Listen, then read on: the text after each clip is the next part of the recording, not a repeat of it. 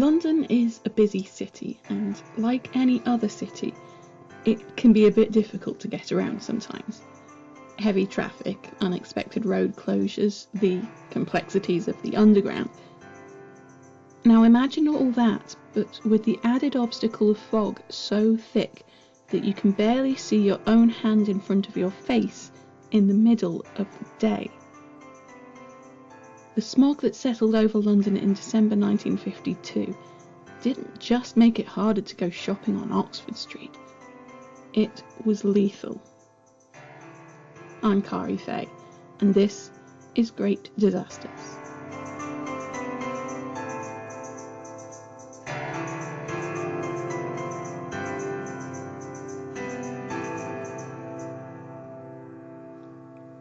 Londoners were accustomed to the peasoupers, as they used to call them. They were a fact of life. Air quality in London had been bad since sometime in the 13th century. That's just what happens when you put lots of people and developing industry in one place. They were called peasoupers because they had that sort of colour and consistency. The first recorded instance of the description comes from an 1820 report on life as a young artist by John Sartain, who described coming through a fog as thick and as yellow as the pea soup of the eating house, which, being a compound from the effusions of gas pipes, tan yards, chimneys, dyers, blanket scourers, brewers, sugar bakers and soap boilers, may easily be imagined not to improve the smell of a painting room.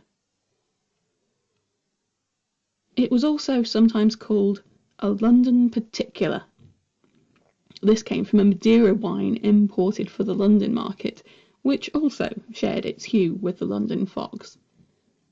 This is how Charles Dickens referred to it in Bleak House, when Esther is met by a young gentleman on her arrival in London. I asked him whether there was a great fire anywhere, for the streets were so full of dense brown smoke that scarcely anything was to be seen. "Oh dear no, miss," he said, "this is a London particular." I had never heard of such a thing. "A fog, miss," said the young gentleman. "Oh indeed," said I.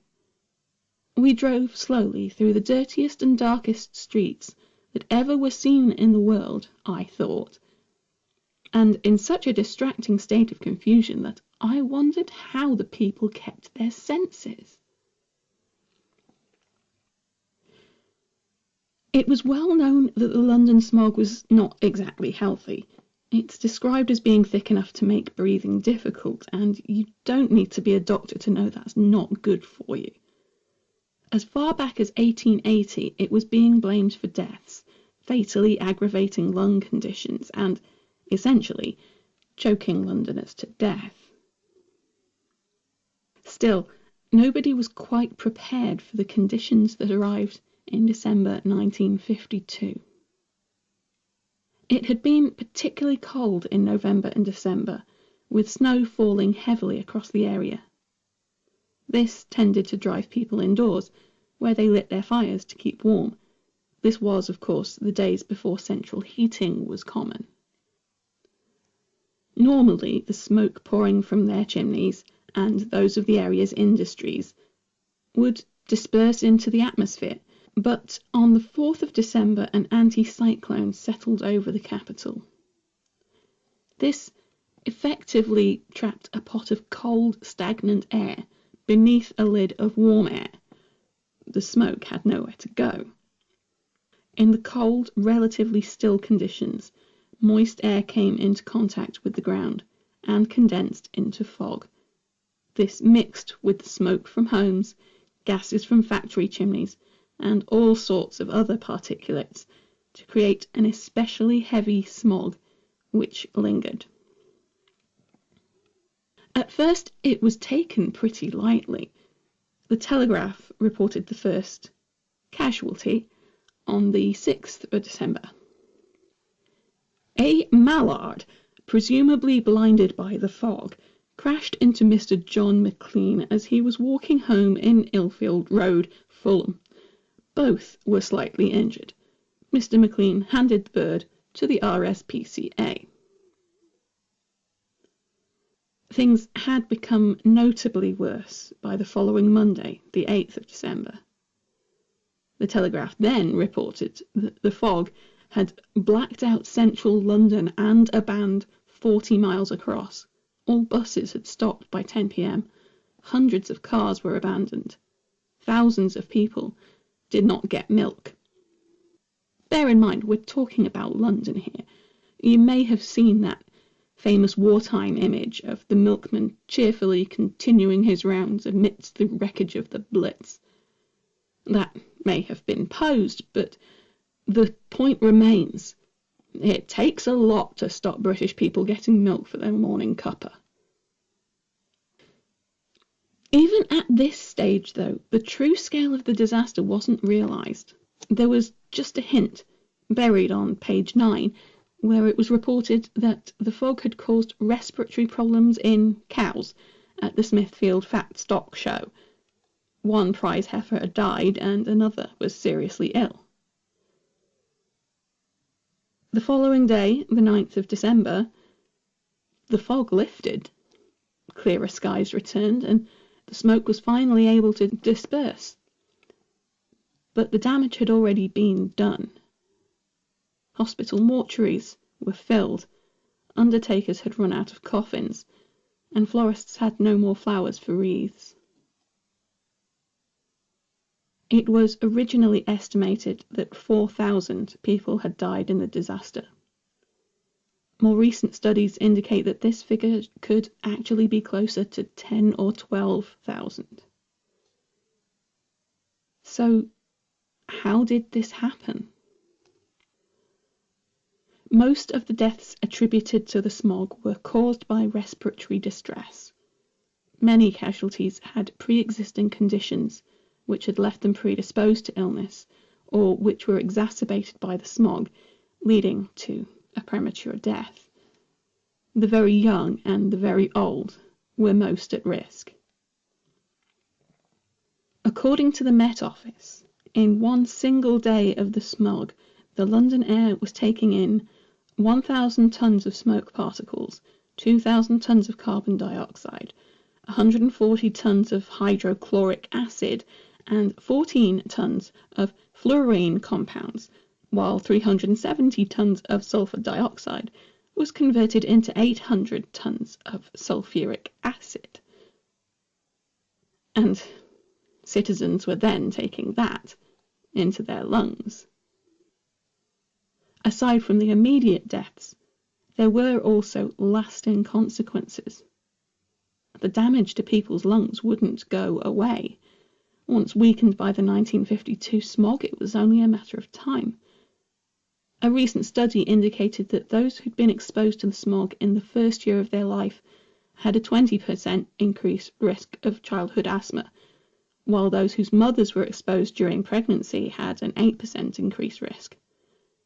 A lot of those people haven't even reached retirement age yet, so the impact could still be ongoing.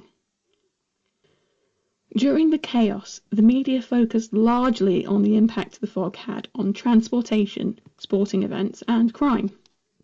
The buses weren't running, and neither were the city's footballers, but criminals were reported to be in their element, with a smash and grab wave rolling through the streets.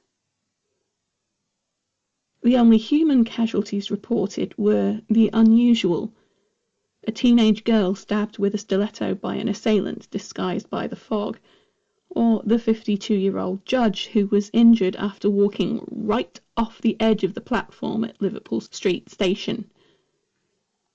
The thousands of people falling into respiratory distress, gasping for a breath that just wouldn't come, weren't in the headlines. After all, it wasn't the kind of disaster where you had bodies in the streets. Many of the deaths were premature, but they were people who were already ill or old, and maybe there were other factors involved, so the fog couldn't entirely be blamed. It seemed hard for many to understand that the city's air had become deadly. We can see now that there were essentially three factors that created this catastrophe. The first was the weather. The anticyclone which trapped the smog over London was a natural phenomenon, one that brooked no human intervention. An accurate forecast could have predicted the anticyclone, but it's not clear whether anyone at the time could have predicted the impact it would have. The second factor was pollution. The anticyclone and the resultant lingering fog would have been pretty harmless by itself. It was the trapped smoke that blackened the air and made it deadly. Widespread burning of coal was one of the biggest offenders. It was the standard fuel of the day. It was burnt in everything from domestic fireplaces to railway trains and power stations. And Londoners weren't burning the advanced smokeless coal that you can buy today. It was cheap, dirty stuff, throwing out a toxic smoke which poisoned the air. There's a political aspect involved here too. The government could have taken action to reduce the pollution, but such action would have an economic impact as well, and the country was still struggling to rebuild after the war. And the third factor? Familiarity. For Londoners, a smog wasn't unusual. It wasn't a reason to panic or evacuate or a cue to take extra measures for their personal safety. Most simply shrugged, said, "Oh well," and got on with their day as best they could. That very British attitude meant that people still went out onto the streets and breathed in the heavy muck, instead of perhaps staying inside and limiting their exposure. It meant that people failed to do anything to prevent the pollution, failed to recognise their own contributions to it, because it was the way things had been for so long. It's like the story of a frog in a pot. Supposedly, if you put a frog in a pot of boiling water, it'll recognise the danger and jump right out. But if you put a frog in a pot of tepid water and gradually bring it to the boil, it won't recognise the danger and it'll boil to death. Also, you're a monster if you do that, so please don't test that theory. But London was effectively that pot, one that had been gradually coming to a boil for centuries. And it wasn't until people died in their thousands that the danger was recognised. The subject of the Great London Smog was covered recently in the Netflix drama The Crown. However, as is usual for this sort of thing, it was quite heavily fictionalised. The emphasis of the series is, of course, on Queen Elizabeth and the government of the day, so the writers exaggerated the political impact it had at the time. In fact, as I said, Londoners were so used to peasouppers that there was little expectation of a political response, and little panic. The drama shows scenes of chaos in hospitals, even going so far as to have a civilian passing medical equipment to a doctor treating her friend. However, accounts from doctors working at the time don't go nearly so far. They were stretched, yes, every bed was full. Patients with respiratory distress were placed on almost every ward, and they began to run out of mortuary space. But they weren't turning people away, and before they got pushed far enough to feel any sense of emergency, the fog lifted. The Crown shows the scale of the tragedy hitting home with a single death, but in truth there wasn't one casualty who summarised the disaster, no single person whose loss effected change. It was thousands, in hospitals, in homes, all across the city, and only when you looked at the picture as a whole could you see that this was a larger calamity. The Crown does portray the government's inaction, even if the details have changed. They were reluctant to take any action that would damage the economy, which was still reeling from the war, and were at the time maximising revenues by keeping cheaper, dirtier coal in the UK and exporting the better, less polluting stuff. There was also a sense that it wasn't a priority. Housing was still an issue following the Blitz. Rationing was still in place. There was no money, and perhaps there was a feeling that it would sort itself out in time. There was already talk about modernising the railways and doing away with steam locomotion, one of the more noticeable pollutants. And there was the promise of nuclear power taking over from coal, ushering in a new age of safe, clean, reliable power. Gradually, however, the truth did reach Westminster. At one point, Harold Macmillan, then Minister for Housing, was asked, "Does the Minister not appreciate that last month, in Greater London alone, there were literally more people choked to death by air pollution than were killed on the roads in the whole country in 1952? Still, they stalled on action, slow to recognise that the danger of pollution outweighed the economic impact of legislating against it.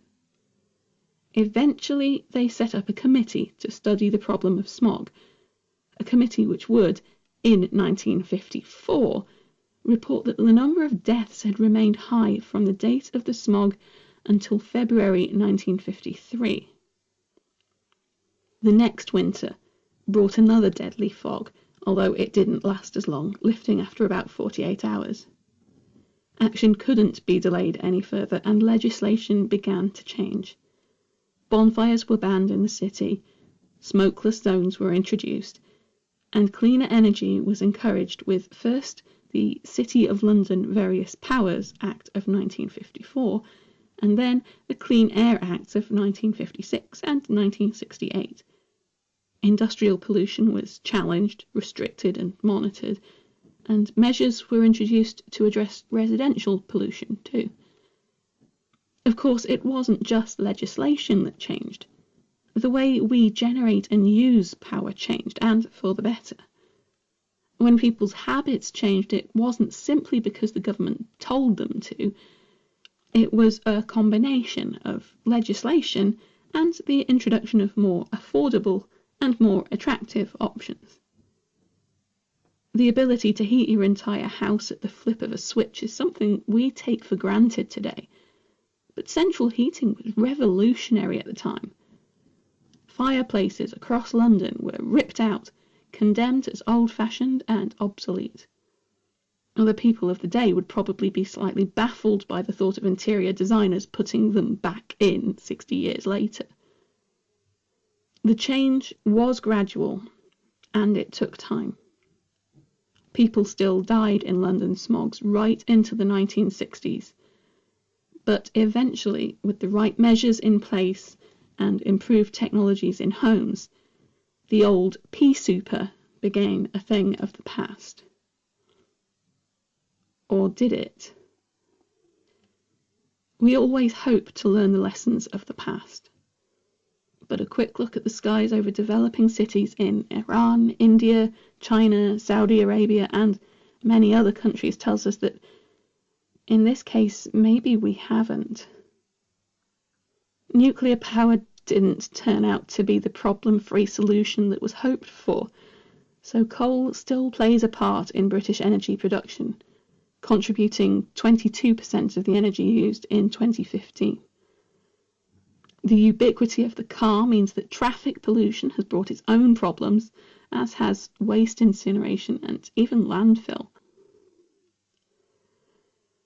Air pollution is still a very real threat, and not one that always comes in a visible form. But, thanks to the lessons we learned in 1952, it's one that we know to take seriously. And perhaps, in time, it's one we will learn to overcome. Great Disasters is written, researched and produced by me, Kari Fay.